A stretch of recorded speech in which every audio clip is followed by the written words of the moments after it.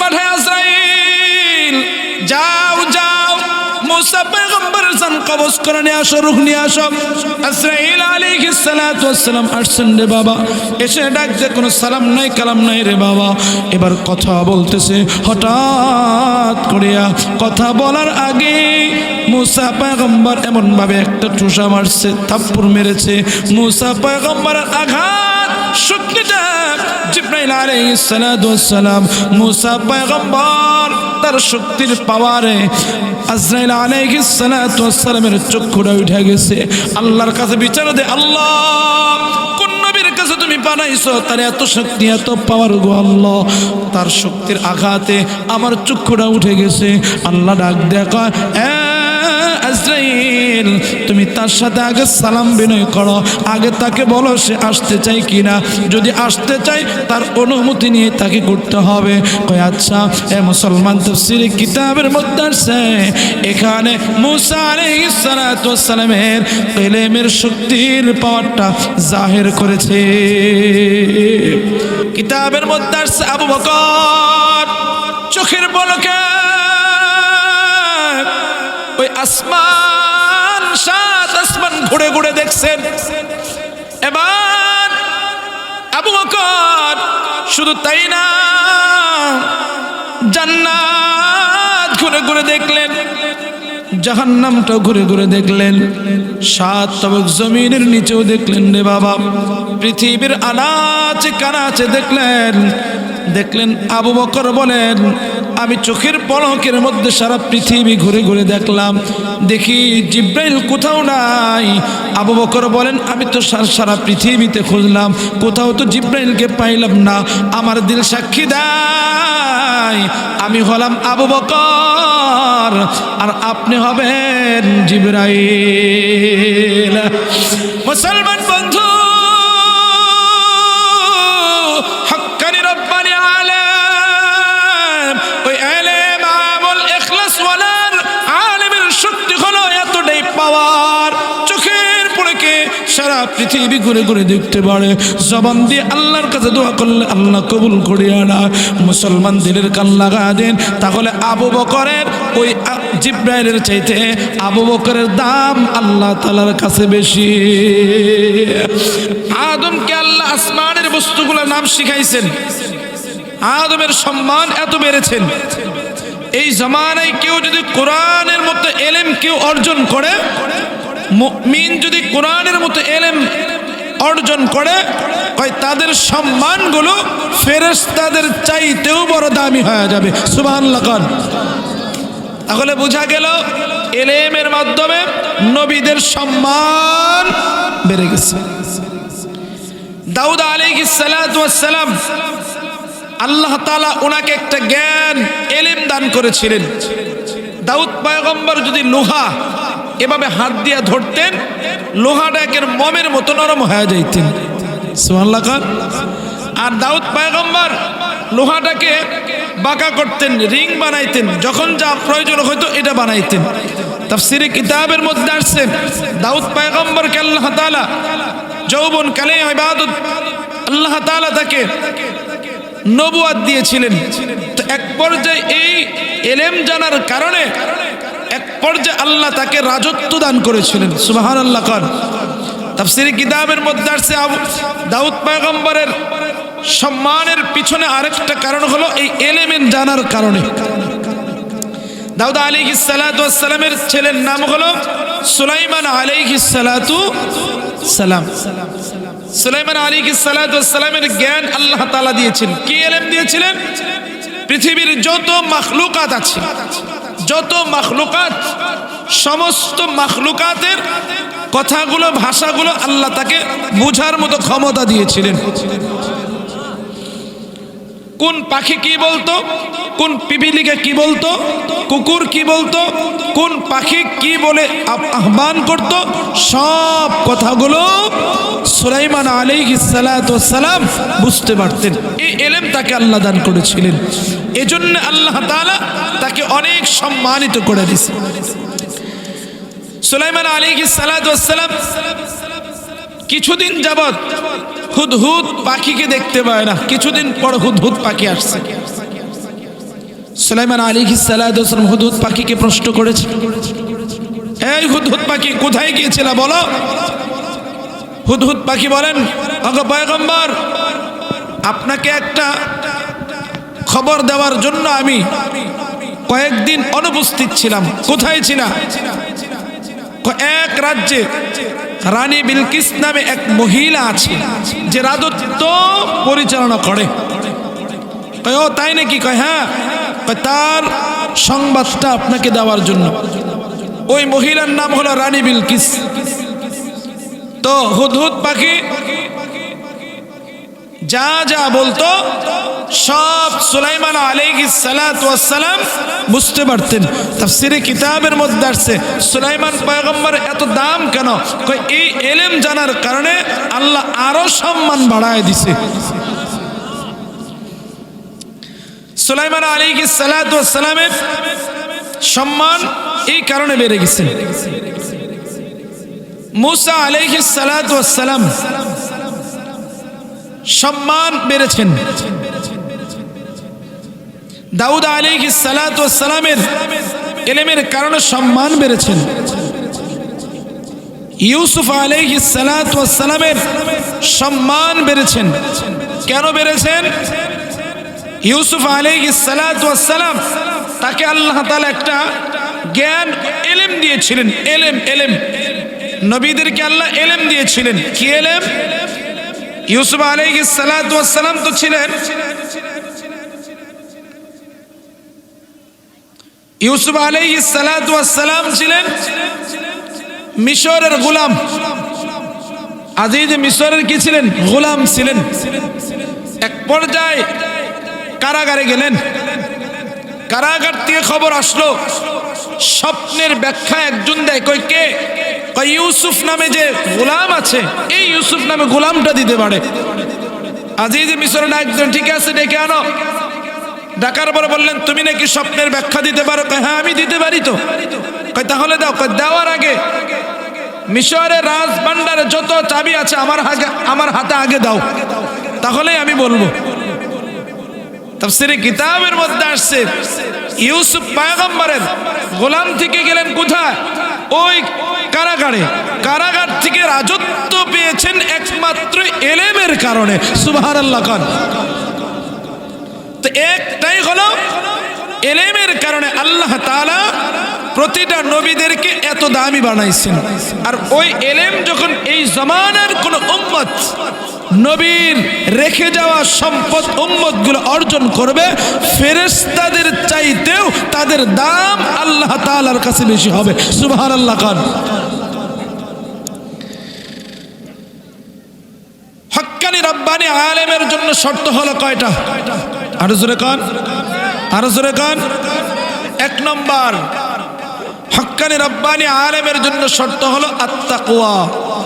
যে ব্যক্তির মধ্যে, যে আলেমের মধ্যে তাকওয়া হবে, ইয়া আইয়ুহাল্লাযীনা আমানুত্তাকুল্লাহ, যে আলেমের মধ্যে তাকওয়া হবে, ওই এক।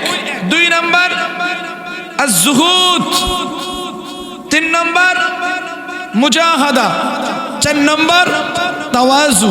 এই চারটা সমন্বয় যে আলেমের মধ্যে থাকবে, যে ব্যক্তির মধ্যে থাকবে, তাকেই হক্কানি রব্বানি আলেম বলবে। সুবহানাল্লাহ। ওই হক্কানি রব্বানি আলেমের শক্তি, পাওয়ার, দাম কি পরিমাণ হবে? ওই আলেমদের মধ্যে তিনটা জিনিস থাকে। এক হলো ইলম, দুই নম্বর আমল, তিন নম্বর ইখলাস। কয়টা বলছি? একটা হলো আমল, একটা হলো ঈমান। ইলম, দুই নম্বর আমল, তিন নম্বর ইখলাস। এই তিনটা সমন্বয়ে হক্কানি রব্বানি আলেমের শক্তি হয় ওই আসমানের ফেরেশতাদের চাইতেও আলেমের পাওয়ার বেশি থাকে। আরেকটু জোরে কর। কেন? এটা শক্তি না, এটা হলো ইলমের একটা শক্তি, ইলমের একটা পাওয়ার। হুসাইন আহমদ মাদানী রহমাতুল্লাহি আলাইহি, উনি প্রতিটা সেকেন্ড, প্রতিটা মিনিট প্রতিটা রাত প্রতিটা দিন সময় যাচ্ছে অবহেলিত না, সেকেন্ডে সেকেন্ডে সময়কে মূল্যায়ন করতেন। হুসাইন আহমদ মাদানী রহমতুল্লাহ আলাইহি একদিন সফরে যাবেন, ঘটনাক্রমে বসে আছেন, ট্রেন আসবে, ট্রেনের অপেক্ষা আছেন।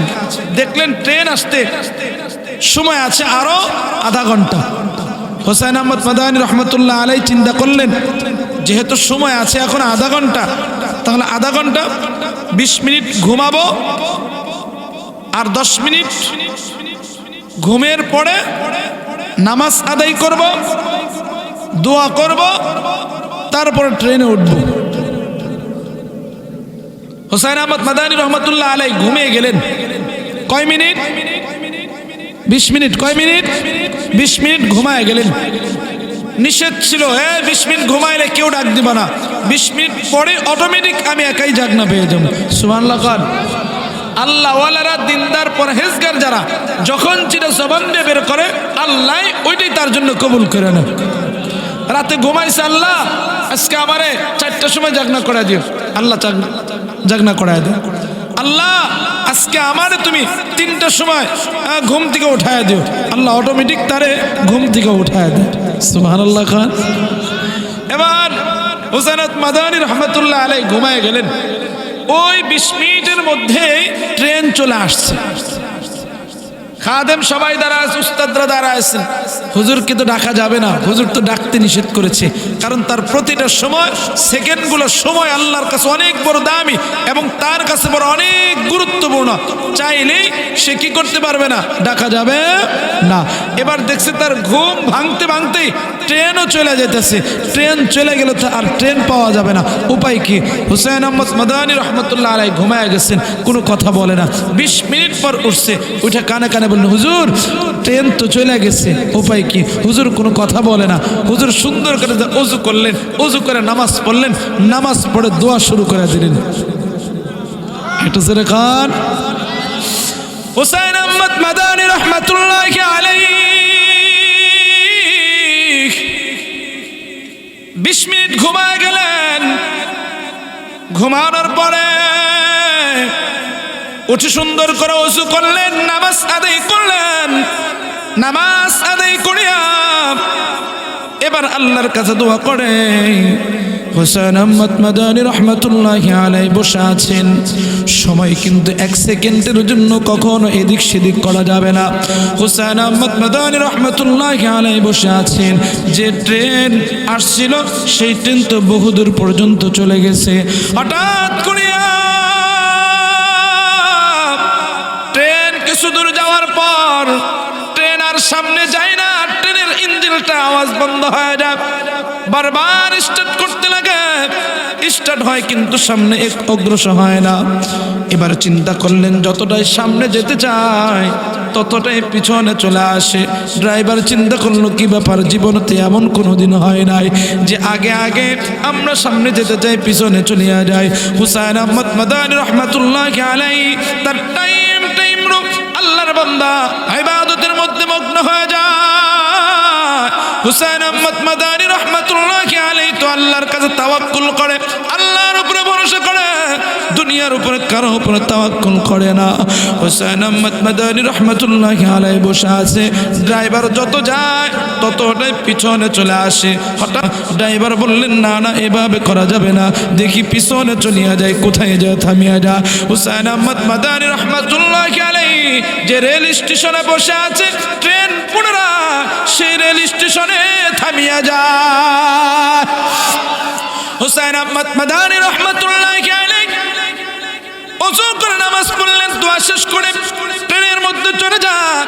পুনরায় হুসাইন আহমদ মাদানী রহমতুল্লাহ আলাইহি সেই ট্রেন আগের ন্যায় আস্তে আস্তে করে চলতে থাকে। মুসলমান হক্কানি রব্বানি আলেম তো তাদেরকে বলা হয়, হক্কানি রব্বানি আলেম তো তাদেরকে বলা হয়। হুসাইন আহমদ মাদানী রহমতুল্লাহ আলাইহির মধ্যে আল্লাহ রাব্বুল আলামিন এই 4টা গুণ আল্লাহ দিয়েছিলেন রে বাবা। হুসাইন আহমদ মাদানী রহমতুল্লাহ আলাইহি উনি সাধারণ কোনো মানুষ নয়, সাধারণ কোনো আলেম নয়। উনি সিলেটের বাড়িতে বহুদিন পর্যন্ত তাসাউফের শিক্ষা দিয়েছেন, ইলমের দরজ দিয়েছেন, সিয়াসিত্তার কিতাবগুলো দরজ দিয়েছেন রে বাবা। কোন আলেম বলেন 2 বছর, আবার কেউ বলেন 5 বছর পর্যন্ত।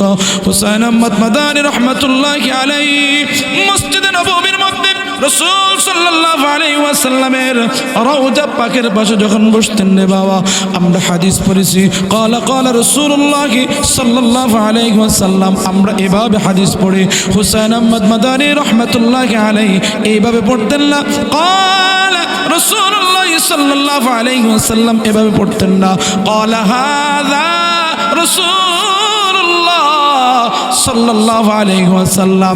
হাদিস বলার আগে নবীজির দিকে ইঙ্গিত দিয়ে দেখায় দিতেন, তারপরে হাদিসটা উনি পড়তেন।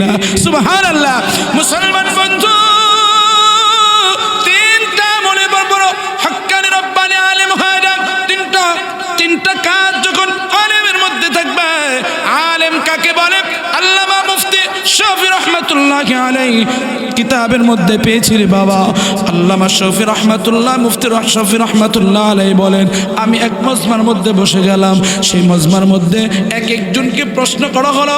আল্লামা জুলফিকার নকশবন্দি রহমাতুল্লাহি আলাইহি উনি বলেন, আমি মুফতি শফি রহমাতুল্লাহি আলাইহির দরসে একদিন মজমার মধ্যে বসে গেলাম। আমরা অনেকে একজন প্রশ্ন করে, মুফতি শফি রহমাতুল্লাহি আলাইহি প্রশ্ন করলেন, হে আল্লাহর বান্দারা বলো তো ইলম কাকে বলা হয়? ইলম কাকে বলা হয়? একজন কেউ জবাব দেয় জ্ঞান, কেউ বলে অজানা ইলমকে জ্ঞানকে ইলম বলা হয়। যে যেভাবে পেরেছে ওইভাবে বলা। মুফতি শফি রহমাতুল্লাহি আলাইহি বলেন, না না না, তাকে ইলম বলা হয় না।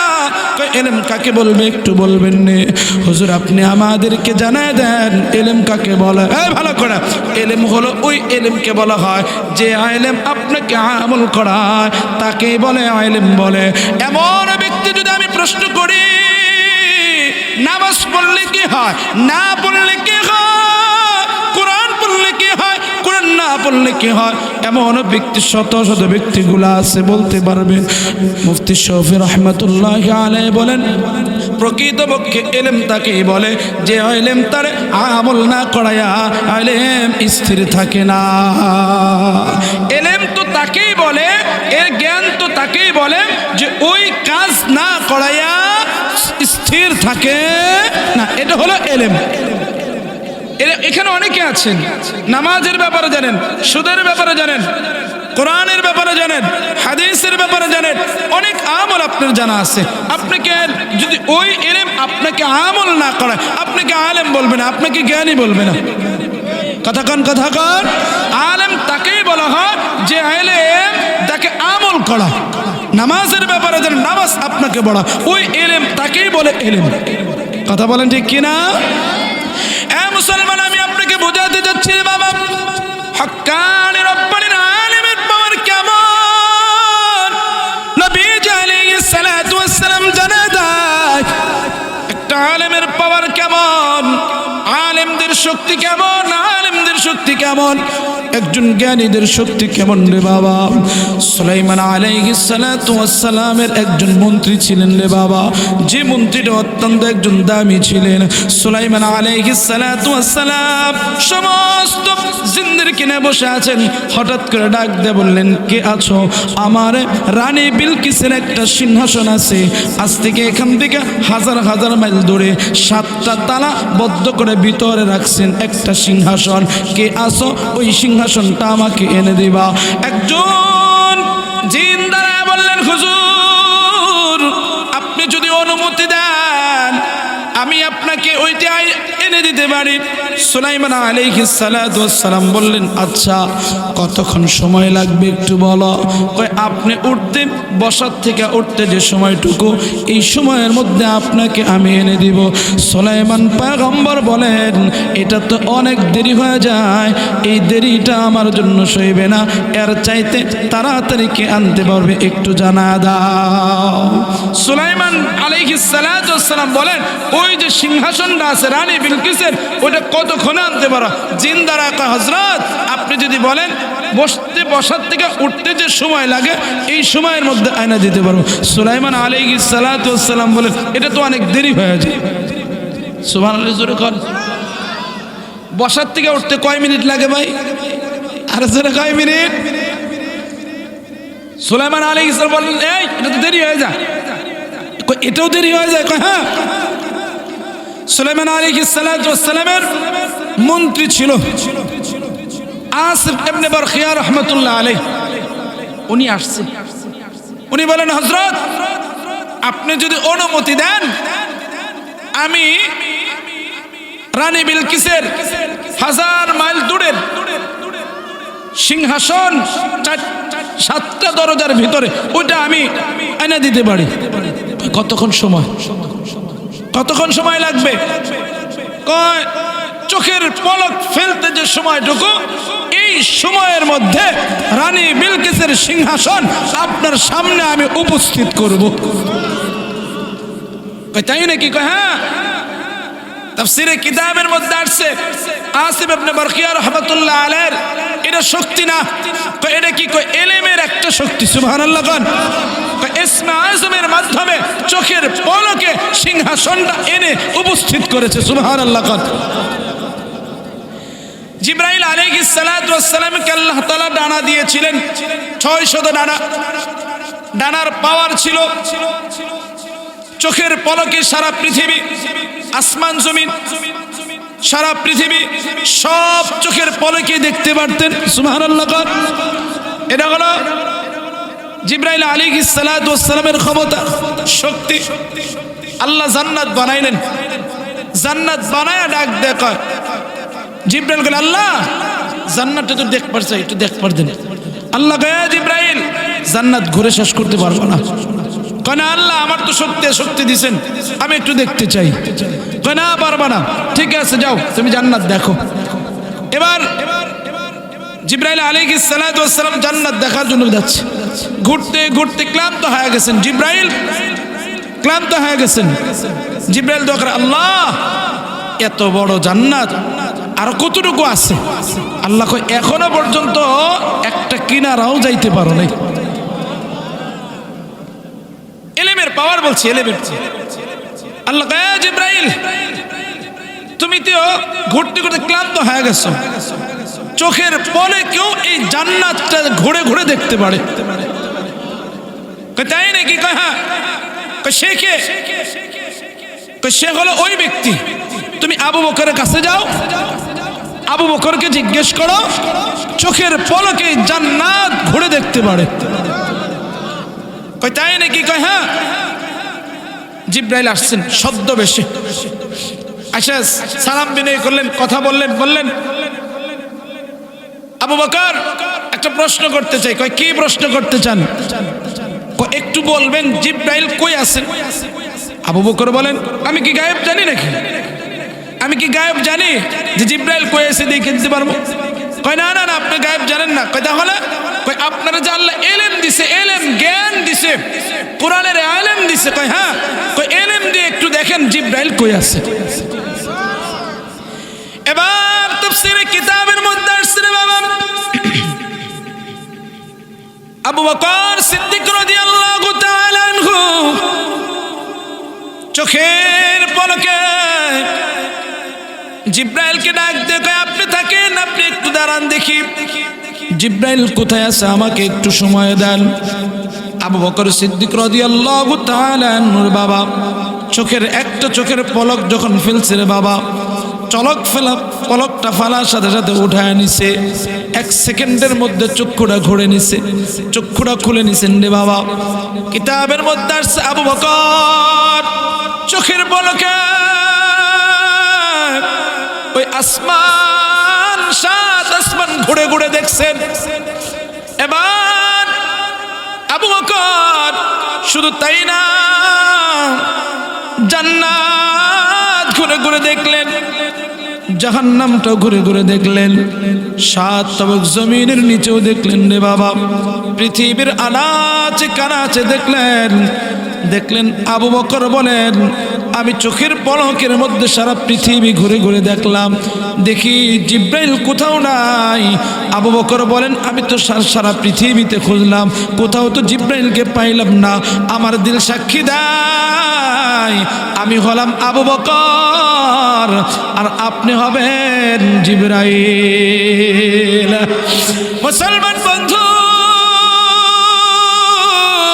হক্কানি রব্বানি আলেম, ওই আলেম আমল ইখলাস ওয়ালার আলেমের শক্তি হলো এতটাই পাওয়ার, চোখের পলকে সারা পৃথিবী ঘুরে ঘুরে দেখতে পারে, জবান দিয়ে আল্লাহর কাছে দোয়া করলে আল্লাহ কবুল করিয়া না। মুসলমান দিলের কান লাগা দেন, তাহলে আবু বকরের ওই জিব্রাইলের চাইতে আবু বকরের দাম আল্লাহ তাআলার কাছে বেশি। মুসা পয়গম্বর, আল্লাহ আজরাইল পাঠায়, আজরাইল যাও যাও মুসা পয়গম্বরের জান কবজ করে নিয়ে আসো, রূহ নিয়ে আসো। আজরাইল আলাইহিস সালাতু ওয়াস সালাম আসছেন রে বাবা, এসে ডাক যে কোনো সালাম নাই কালাম নাই রে বাবা। এবার কথা বলতেছে, হঠাৎ করিয়া কথা বলার আগে মুসা পয়গম্বর এমন ভাবে একটা ঠুসা মারছে, থাপ্পড় মেরেছে। মুসা পয়গম্বরের আঘাত শক্তিটা জিবরাইল আলাইহিস সালাতু ওয়াস সালাম, মুসা পয়গম্বর তার শক্তির পাওয়ারে আজরাইল আলাইহিস সালাতু ওয়াস সালামের চক্ষুটা উঠে গেছে। আল্লাহর কাছে বিচার দে, আল্লাহ কোন নবীর কাছে তুমি বানাইছো তার এত শক্তি এত পাওয়ার গো আল্লাহ, তার শক্তির আঘাতে আমার চক্ষুটা উঠে গেছে। আল্লাহ ডাক দেখা, আজরাইল তুমি তার সাথে আগে সালাম বিনয় করো, আগে তাকে বলো সে আসতে চাই কিনা, যদি আসতে চাই তার অনুমতি নিয়ে তাকে করতে হবে। কয় আচ্ছা। এ মুসলমান, তাফসীরে কিতাবের মধ্যে আছে এখানে মুসা আলাইহিস সালাতু ওয়াস সালামের ইলমের শক্তির পাওয়ারটা জাহির করেছে। মুসা আলাইহিস সালাতু ওয়াস সালামের যে কি পরিমাণ শক্তি, তার মানে আজরাইলের শক্তির চাইতেও মুসা পয়গম্বরের শক্তিটা বেশি। হক্কানি রব্বানি আলেমের চারটে, এক নম্বর আত-তাকওয়া, আজ-যুহুদ, তাওয়াজু। আত-তাকওয়া, আজ-যুহুদ, তাওয়াজু। আলেম, হক্কানি রব্বানি আলেমদের এই গুণগুলো যখন থাকবে, ওই আলেমগুলো পৃথিবীর মধ্যে শ্রেষ্ঠ ব্যক্তি। আর ওই আলেমগুলো জবান দিয়ে যা বের হবে আল্লাহ সঙ্গে সঙ্গে তা কবুল করে নেবে। সুবহানাল্লাহ। কাল আলেম যতদিন দুনিয়ায় থাকবে, আলেম যতদিন দুনিয়ায় থাকবে, এই দুনিয়াটাও টিকে থাকবে। একটু জোরে কান, এটা হক্কানি রব্বানি আলেম। একজন আলেমের মধ্যে ইলম থাকবে, আমল থাকবে, ইখলাস থাকবে। আর আলেমের মধ্যে যখন ঈমান, ইখলাস, আমল, ইলম থাকবে, ওই আমলে ওই আলেমের জবান দিয়ে যা বের হবে রব সঙ্গে সঙ্গে তা কবুল করে নেয়। সুবহানাল্লাহ। ওই আলেম আছে বিদায় হক আর বাতিল আমরা চিনতে পারি। ওই আলেম আছে বিদায় জায়েজ আর নাজায়েজ আমরা চিনতে পারি। কথা বলেন একটু জোরে কর। ওই আলেম আছে বিদায় ভালো আর মন্দ আমি চিনতে পারি। ওই আলেম আছে বিদায় হালাল আর হারাম আমি চিনতে পারি।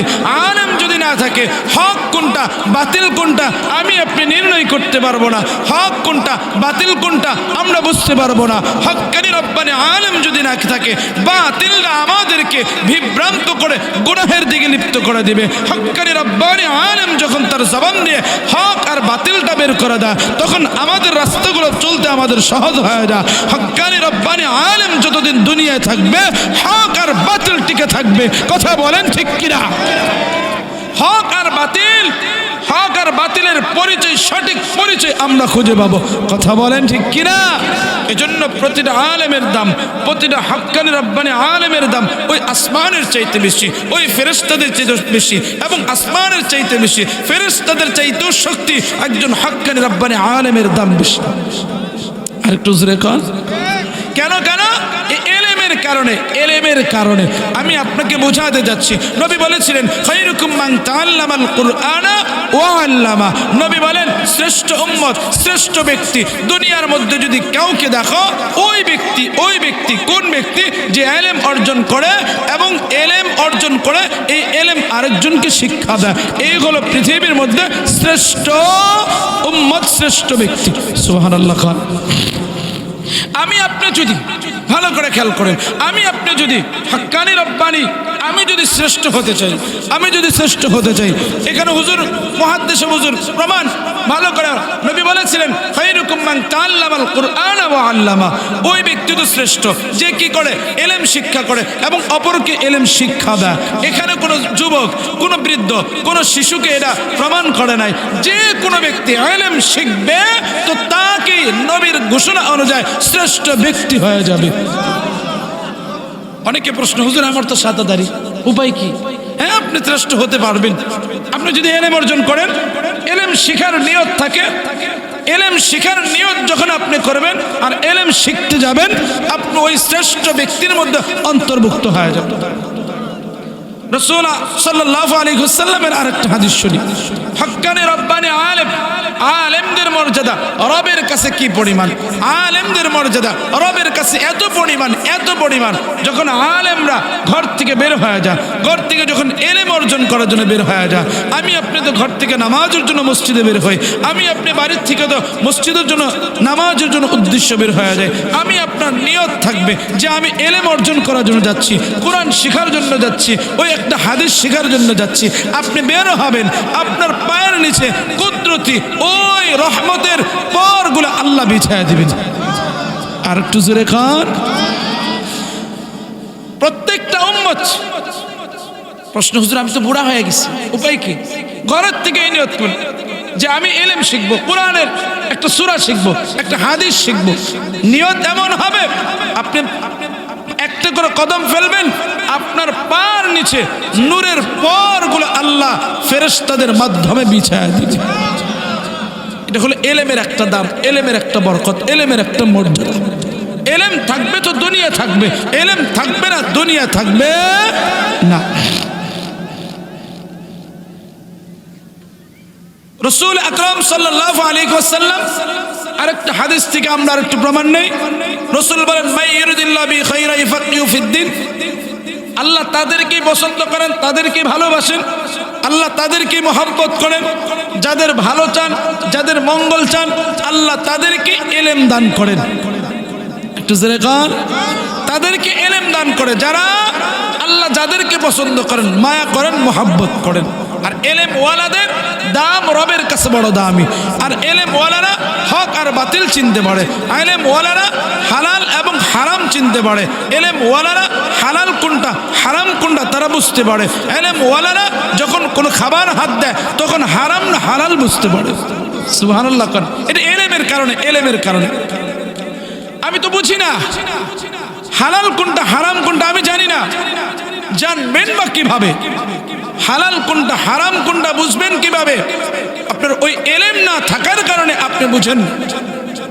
দারুল উলুম দেওবন্দ মাদ্রাসার প্রধান শিক্ষক যিনি ছিলেন, প্রধান শিক্ষক ইয়াকুব নানুতুবি রহমাতুল্লাহি আলাইহি, ইয়াকুব নানুতুবি রহমাতুল্লাহি আলাইহি, উনি একজন এক বাড়িতে দাওয়াত খেতে গিয়েছেন। দাওয়াত করেছেন যে একটু খানা খান, উনি খাবার হাতে দিয়েছেন। তো খানা 2-3 লোকমা দিয়েছেন। হঠাৎ করেই খাবার কিছু দূর যাওয়ার পরেই তার মধ্যে কেমন জানি একটু সন্দেহভাজন, যে দাওয়াত করেছে ডাক দিছে, এদিকে আসেন। কি? কয়েকটা কথা আছে। কি? সত্যি করে বলেন, এই খাবার কোত্থেকে আনছেন? লোকটা বললেন যে হুজুর খাবারটা তো আসলেও হালাল না হারাম এটা বলেন। লোক বলেন, হুজুর এই খাবারটা তোর হারাম। কি খাবার? হারাম। ইয়াকুব নানুতুবি রহমাতুল্লাহ আলাইহি বলেন, শোনো, তোমার খাবার যে হারাম এটা আমি খাবার খাওয়ার সাথে সাথেই বুঝতে পেরেছি। ইয়াকুব নানুতুবি রহমাতুল্লাহ আলাইহি বলেন, সেদিন দিকা 2 মাস যাবত আমি ইলমে আমলে কোনো মজা পাই না। আমি নামাজ পড়লে এত মজা পাই না, কোরআন পড়লে মজা পাই না, জিকির আজকার করলে এই মজা পাই না। কেন মজা পাই না? হারামের কারণে। এই হারাম খাবার ঢোকার কারণে আমি 2 মাস পর্যন্ত আমল করে মজা পাই নাই। আর যখন হালাল খাই, হালালে এত মজা পাই যে হারাম খাই এই পরিমাণ মজা আমি পাই না। মুসলমান, আমি প্রশ্ন রেখে যাই, আপনি নামাজে মজা লাগে না, কোরআন পড়তে মজা লাগে না, আমল করতে মজা লাগে না, নামাজে দাঁড়াইলে আপনার মন ছুটাছুটি করে। কেন কেন? এই হারামের কারণে। এজন্য আপনার এই অবস্থা। হালালের খাবারের মজা, হালালের খাবারের বরকত কি পরিমাণ হয়, ইমাম শাফি রহমাতুল্লাহি আলাইহির দিকে তাকাইলে বোঝা যায়। ইমাম শাফি রহমাতুল্লাহি আলাইহি মদিনাতুল মুনাওয়ারায়, মক্কাতুল মুকাররমায় হজ শেষ করেছেন। হজ শেষ করে, হজ পালন করে কুরবানি করলেন। কুরবানি করে সেখানে বসে আছেন এক বৃদ্ধ মহিলা। বৃদ্ধ মহিলা পাশে বসছেন। দেখেন যে বৃদ্ধ মহিলা কি জানি খাচ্ছে, একটু নাস্তা করতেছে। ইমাম শাফি রহমাতুল্লাহি আলাইহি বললেন, পাশে বসে আছে কথা বলতে বলতে ওই ইমাম শাফি রহমাতুল্লাহ আলাইহিকে বৃদ্ধ মহিলা জিজ্ঞেস করছেন, এই যুবক বাড়ি কোথায়? বাড়িতে এখানে। ওই যে আমার খাবার আছে, তুমি একটু খাবার নিতে পারো, সমস্যা নাই। কয় আচ্ছা। কয় না খাবারের প্রয়োজন নাই। কয় না খাবার খাও। একটা দস্তরখান বিছাই দিলেন, সামান্য একটু খাবার দিলেন, রুটি দিলেন। ইমাম শাফি রহমাতুল্লাহ আলাইহি রুটি খাইলেন। রুটি খেতে খেতে আলোচনা করতেছে যে, ও বৃদ্ধ মা, আপনার বাড়ি কোথায়? আমার বাড়ি মদিনা, আমি মদিনার থেকে আসছি। ইমাম শাফি রহমাতুল্লাহ আলাইহি কথা শুনতে শুনতে এক পর্যায়ে বলেন, আচ্ছা আপনি কি ইমাম মালিক রহমাতুল্লাহি আলাইহি কি চিনেন? বৃদ্ধ মহিলা বলে, হ্যাঁ আমি তো চিনি। ও আচ্ছা চিনেন? হ্যাঁ আমি চিনি। কেন, কি দরকার? একটা প্রশ্ন আছে। তো ওনার প্রশংসা শুনেছি, জীবনে দেখি নাই, নাম শুনেছি, ওনার এলেম অনেক, এটাও শুনেছি। বৃদ্ধ মহিলা ইচ্ছাকৃত করে ডাক দেখে, এ যুবক, তুমি কি মদিনায় যাইবানি? সুবহানাল্লাহ, তুমি কি মদিনায় যাইবা? ইমাম শাফি রহমাতুল্লাহ মনে মনে কইতেছে, আমি তো মদিনা যাবার লেগে তো পাগল হইছি, আমি একটু সুযোগ পাইতেছি না, আমি বাহন পাইতেছি না, আপনি বললেই আমি চলে যাব। মনে মনে বলতেছে, হ্যাঁ তুমি যদি যাইতে চাও, আমার অবশিষ্ট একটা উট আছে, এটাতে তুমি মদিনায় যেতে পারো। আচ্ছা ঠিক আছে। ইমাম শাফি রহমাতুল্লাহ আলাইহি এবার উঠে উঠলেন, মদিনায় যাইতে লাগলেন 16 দিন। কয়দিন? আরো জোরে গান, কয়দিন? 16 দিন। 16 দিন যাইতে লাগছে। কিতাবের মধ্যে আসছে ইমাম শাফি রহমাতুল্লাহ 16 দিনে 16 বার কোরআন খতম করছে। আরেকটু জোরে কর, কয় খতম? 16 খতম। এখন তো 41 দিন 40 দিনের নামে আমরা হজ করতে যাই, এমনও ব্যক্তি আছে একদিনও 10টা সূরা পড়ছে কিনা এটা সন্দেহ আছে। একটু জোরে কর। আর ইমাম শাফি রহমাতুল্লাহ আলাইহি মক্কা থেকে মদিনায় তদানীন্ত সময়ে 16 দিন লেগেছে। 16 দিনে 16 বার কোরআন খতম করছে। আর এখন আমাদের 16 দিন নাই, 40 দিনে খতম হয় কিনা সন্দেহ আছে। আহা, তাদের এলেম কি পরিমাণ ছিল। ইমাম শাফি রহমাতুল্লাহ আলাইহি মদিনায় গেলেন, মসজিদে নববীর মধ্যে বসলেন নামাজের সময়। দেখলেন একটা লোক পাঞ্জাবি পরা, লুঙ্গি পরা, পাগড়ি পরা, খুব সাদা সিধা মানুষ, সামনে দিয়ে হেঁটে যাচ্ছে। নামাজে দাঁড়াইলেন, নামাজের পরে মসজিদের এক কোনায় বসলেন। মুসল্লিরা গিয়ে, তারা ছাত্র গিয়ে সামনে বসলেন। ইমাম মালিক রহমাতুল্লাহি আলাইহি এবার হাদিস পড়াইতেছিলেন। ইমাম শাফি রহমাতুল্লাহ আলাইহি বললেন, উনিই তো মনে হয় ইমাম মালিক হবেন, কারণ ওনার চেহারা, ওনার কাজে কর্মে বোঝা যাচ্ছে উনি ইমাম মালিক রহমাতুল্লাহি আলাইহি। দর্শে বসে গেছেন, ছাত্ররা বসছেন। প্রত্যেক ছাত্র হাতে একটা করে কলম, প্রত্যেক ছাত্র হাতে আবার কাগজ। হুজুর হাদিসগুলো বলছে, ছাত্রগুলো একটা একটা করে ওই হাদিসগুলো লিখে নিচ্ছে। ইমাম শাফি রহমাতুল্লাহ আলাইহি বললেন, জীবনে আবার কোনোদিন সুযোগ পাবো কিনা তাও জানি না, যেহেতু আজকে একটু সময় পাইছি, তাহলে এই সময়ে হাদিসগুলাও শুনি, হাদিসগুলো একটু মুখস্থ করে নেই। এবার ইমাম শাফি রহমাতুল্লাহ আলাইহি কাগজও নাই, কলমও নাই, উপায় কি? কলম কোথায় পাবে, কাগজ কোথায় পাবে? তো চিন্তা করলেন, যেহেতু আমি নতুন মানুষ, কেউ আমার পাশে নাই, তাহলে আপাতত আমার হাতের আঙ্গুল বানাইলাম কলম, এই বাম হাতের তালু বানাইলাম কাগজ। সুবহানাল্লাহ। ইমাম শাফি রহমাতুল্লাহি আলাইহি এবার ছাত্ররা ইমাম মালিক রহমাতুল্লাহি আলাইহি একটা করে হাদিস বলেন, ছাত্রগুলো হাদিসগুলো লিখতে থাকেন। রে বাবা, এক এক করে 127টা পর্যন্ত হাদিস যখন বললেন, হাদিস বলা মাত্রই শেষ হয়ে যায়। সমস্ত ছাত্রগুলাও এই হাদিসগুলা অর্জন করলেন। ইমাম মালিক রহমাতুল্লাহি আলাইহি হঠাৎ করিয়া ইমাম শাফি রহমাতুল্লাহি আলাইহির দিকে চোখটা পড়ে গেছেন। লে বাবা, ইমাম মালিক রহমাতুল্লাহি আলাইহি ইমাম শাফিকে ডাক দিয়ে বললেন, সকল ছাত্র চলে গেলেন, এবার ডাক দিয়ে বললেন, এ আল্লাহর বান্দা যুবক, এদিকে আসো। তোমাকে জীবনে কোনোদিন দেখি না, আজকে আমি দেখলাম। তোমার পরিচয় কি? তুমি কোত্থেকে আসছো? তুমি বলো। কয়, আমি মক্কা থেকে আসছি। নাম কি? ইমাম শাফি। আমার নাম হলো শাফি। বুঝতে পেরেছি। কেন আসছো? কয়, আপনাকে দেখার জন্য, আপনার কাছ থেকে হাদিস শোনার জন্য। আচ্ছা ভালো, কিন্তু তোমার হাতের মধ্যে কাগজ কি? বলো। প্রত্যেকটা ছাত্রের হাতে কাগজ ছিল, কলম ছিল। তোমার হাতের মধ্যেও কলম নাই, হাতের মধ্যেও কাগজ নাই, তাহলে হাতের মধ্যে কি যেন লিখতেছিলা? বললাম বুঝতে পারলাম না, তুমি কি লিখতেছো একটু দেখাও। এবার ইমাম শাফি ডাকতে বললেন, হুজুর যা বলছেন সবগুলো হাতের মধ্যে আমি লিখে নিয়েছি। ইমাম মালিক রহমাতুল্লাহি আলাইহি বললেন, তাহলে হাতের মধ্যে লেখছো ভালো, আমাকে একটু দেখা দাও কেমনে লেখছো। এবার হাতটা বাড়ায় দিলেন, দেখেন কোনো কিছুই লেখা না। ইমাম মালিক রহমাতুল্লাহি আলাইহি ধমক দিয়ে বললেন, হে বেচা, কেমনে করে বললা তুমি? এখানে তো কোনো কিছুই লেখা নাই, তুমি তো মিথ্যা কথা বললা। কয়, না না না, মিথ্যা বলি নাই, হাতের মধ্যে কোনো কাগজ নাই, কলম নাই। আমি চিন্তা করলাম সকল ছাত্ররা বসে আছে, তারা কাগজ কলম দিয়া একজনে যেভাবে পারছে লিখতেছে, আমি যদি না লিখি এটাও তো ক্লাসের একটা আদবের রক্ষা হয় না, আদবের খেলাফ হয়ে যায়, এজন্য আমিও লিখতেছিলাম। এবার ইমাম মালিক রাহমাতুল্লাহ আলাইহি ডাকতে বলেন, বুঝেছি,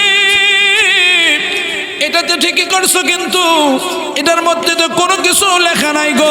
এবার ডাকতে বললেন, বুঝেছি তাও, কিন্তু আপনি যে কয়টা হাদিস বলেছেন, সমস্ত হাদিসগুলা আমার সিনার মধ্যে আমি গেঁথে নিয়েছি। ইমাম মালিক রাহমাতুল্লাহি আলাইহি ডাকতে, যুবক, তুমি যে 127টা হাদিস নিয়েছ, কেমনে করে বুঝবে একটু তুমি জানা দাও। এবার ইমাম মালিক রাহমাতুল্লাহি আলাইহি বলেন যে, এটা যদি সত্য প্রমাণ করতে পারো তাহলে আমাকে 127টা হাদিস তুমি শোনা দাও। ইমাম শাফি রহমাতুল্লাহি আলাইহি বললেন, হযরত আমি আপনাকে সমস্ত হাদিসগুলো শোনা দেয়।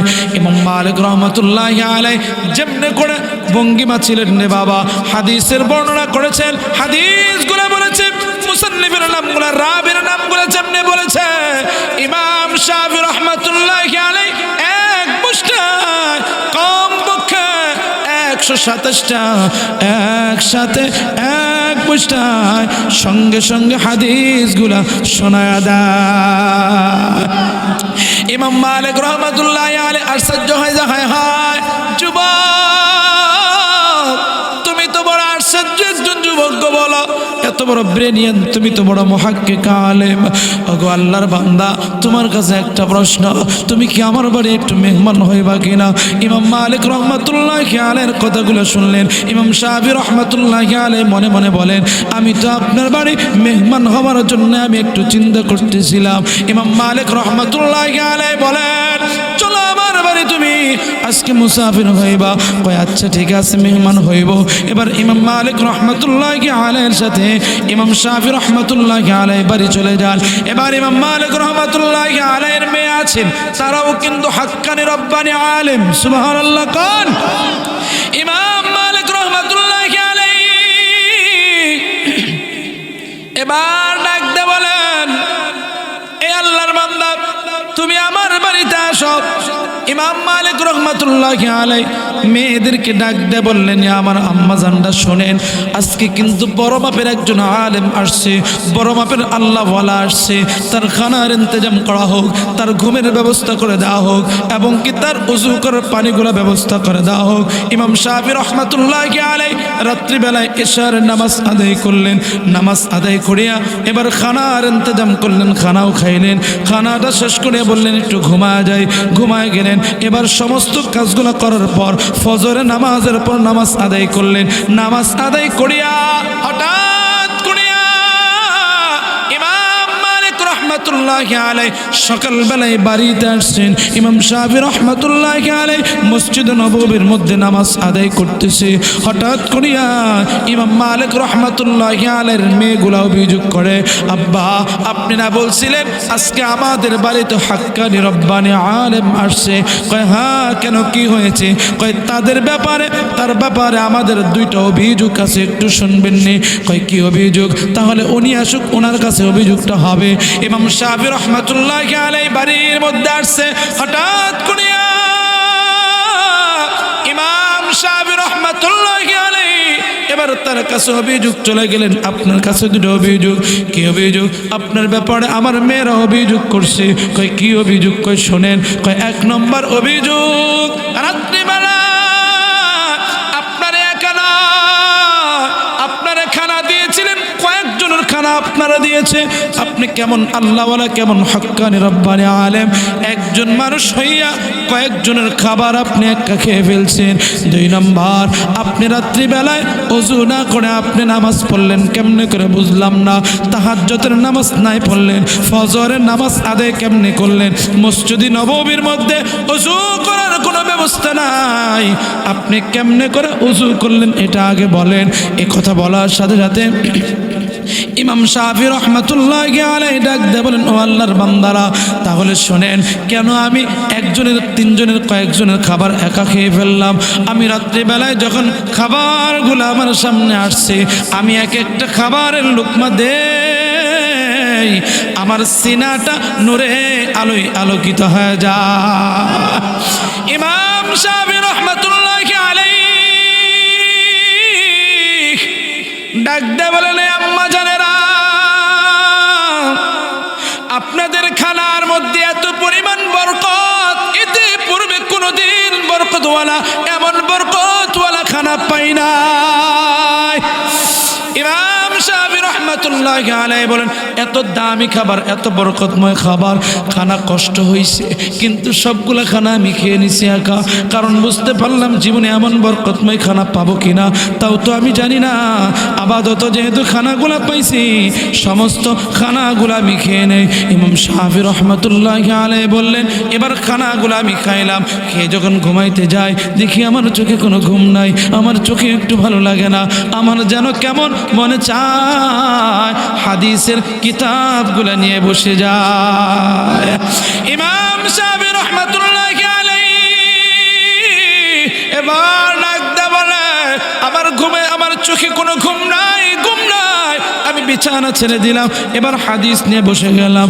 নবীজির একটা হাদিস মনে করে গেল, ইয়া আবা উমাইর মা ফাআলান নুগাইরু। এই হাদিসটা নবীজি আলাইহিস সালাতু ওয়াস সালাম বলেছিলেন। একটা পিচ্চিকে বলছিলেন, হে আবা উমাইর মা ফাআলান নুগাইরু, তোমার পাখিটা মরে গিয়েছে। এই ব্যাপারে নবীজি বলেছিল। আমি চিন্তা করলাম, নবীজির হাদিস থেকে আমি একটু চিন্তা করি, নবী কেন বললেন, ছোট্ট মাসুম বাচ্চাকে কথা বললেন। এই আবা উমাইর মা ফাআলান নুগাইরু, ইমাম শাফি রাহমাতুল্লাহি আলাইহি বলেন, ইয়া আবা উমাইর, এইটুকু শুধু, ইয়া আবা উমাইর মা ফাআলান নুগাইরু। এই আয়াত, এই হাদিসের থেকে ইয়া আবা উমাইর, আমি এশারের পরের থেকে নিয়ে ফজরের আগ পর্যন্ত এইটুকু বাক্য দিয়া একটা নয়, দুইটা নয়, কমপক্ষে 40টা মাসআলা আমি বের করতে পেরেছি। ইমাম শাফি রহমাতুল্লাহি আলাইহি ডাক দিয়ে, আম্মা জানেরা, এই হাদিস থেকে আমি বের করেছি নবীজি কেমনে করে ছোট্ট মাসুম বাচ্চাদের সাথে কথা বলতেন, পাখিদের সাথে কেমনে আচরণ করতে হয়। এই হাদিসের ব্যাখ্যা করতে করতে এক পর্যায়ে ফজরের আযান হয়ে যায়, আমার আর ওযুর প্রয়োজন হয় না, আমি সঙ্গে সঙ্গে এক ওযু দিয়ে ফজরের নামাজ আদায় করলাম এবং তাওবিনের নামাজ, ইশরাকের নামাজ আদায় করলাম। এবার বলেন, আমার কি ওযুর কোনো প্রয়োজন আছে কিনা? ওই যে আপনার বারান্দার মধ্যে ওযুর পানিটা রাখছেন, সেই পানিটা আমার কোনো আর কাজে আসে না। সুবহানাল্লাহ। মুসলমান বন্ধু, আমি আপনাকে একটা কথা বলার জন্য রে বাবা, এ বন্ধু, হালালের একটা বরকত, যত হালাল খাবার হয় আমলের মধ্যে তত মজা পাওয়া যায়। প্রশ্ন রেখে যায়, প্রশ্ন রেখে যাই, আমি যদি এখন প্রশ্ন করি মা এরে বাবা আপনাকে আমি প্রশ্ন করি, আপনার মাথার টুপিটাও যদি যাচাই করা যায় হারাম টাকায় কিনা, আপনার পাঞ্জাবিটা যদি যাচাই করা যায় আপনার পাঞ্জাবিটাও তো হারাম টাকা। এখন খাবার খেয়ে আপনি এই মাহফিলে আসছেন, খাবারটা যে খাইলেন এটাও তো হারাম টাকায় খাবার, আপনি যে ঘরের মধ্যে থাকেন এটাও তো হারাম টাকায়। বলেন প্রশ্ন রেখা যায় কেমনে করে আমলের মধ্যে আপনি মজা পাবেন? এমন ব্যক্তিগুলো আছে রে বাবা নামাজে মজা পায় না, আবার কোরআন পড়া মজা পায় না, নামাজে এলেমে মজা পায় না। কেন পায় না রে বাবা? একটা কারণে পায় না, একটা কারণে পায় না, শরীরে হারাম যত হবে আমল থেকে ততটাই দূরে চলে যাবে। মুহাক্কিক আলেমরা বলেন, ভালো করে আলেমরা বলেন হারাম খাবারের একটা শরীরের মধ্যে আসর পড়ে যায়। আমি আপনাদের কাছে প্রশ্ন রাখি, কুকুর খাওয়া হালাল না হারাম? আরো জোরে কান, আর একটু জোরে কান। শুকুর খাওয়া হারাম না হালাল? এটা জোরে কান। শুকুর খাওয়া হারাম, কুকুর খাওয়া হারাম। যখন কোনো ব্যক্তি কুকুর খাবে, কুকুরের কিছু আসর আছে, কুকুরের কিছু নেচার আছে, এই হারাম খাবার কারণে ওই মানুষদের মধ্যে কুকুরের আচরণ হয়ে যায়। একটু জোরে কান। যখন শুকুর খায়, শুকুরের কিছু আচরণ আছে, এই শুকুর খাওয়ার কারণে তাদের আচরণগুলো শুকুরের মতো হয়ে যায়। প্রমাণ, বাহিরের রাষ্ট্রে ইহুদি খ্রিস্টান অন্য ধর্ম অবলম্বী মাকে চিনে না, মার সামনে জিনা করছে। কুকুর যেমন সন্তানকে মাকে এটা বুঝে না, ওই কুকুর খাওয়ার ব্যক্তিগুলো সন্তানকে, মেয়েকে, বিবিকে, মাকে এটা তফাৎ করতে পারে না। কথা বলেন ঠিক কিনা? আমাদের সমাজের মধ্যে যখন এ হারাম খাওয়ানিওয়ালারা, এ হারাম বস্তু ভক্ষণ করনেওয়ালারা, ওই ব্যক্তিদের মধ্যে কুকুরের আচরণ যদি না থাকতো আলেমদের সাথে কখনো খারাপ আচরণ করতে পারতো না। কথা বলেন ঠিক কিনা? ওই মানুষগুলো কখনো আলেমদের উপর আঙ্গুল তুলতো না, ওই মানুষগুলো কখনো আলেমদের উপর চোখ রাঙায় কথা বলতো না, ওই মানুষগুলো কখনো আলেমদেরকে তুচ্ছ তাচ্ছিল্য করতে পারতো না।